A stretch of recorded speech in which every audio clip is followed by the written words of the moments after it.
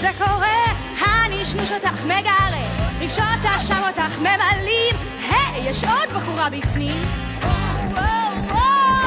שימי סוף לא לנשנוש, לך בכלל זה לא דרוש, בשבילך יש פתרון, זה כתוב גם בעיתון. בא לך משהו לחטוף, יאללה חבר'ה, תנו בטוב.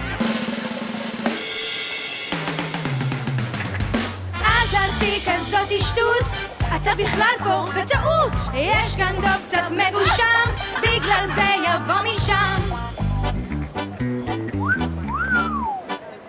סיבים תזונתיים בו יש, מה שצריך זה לבקש.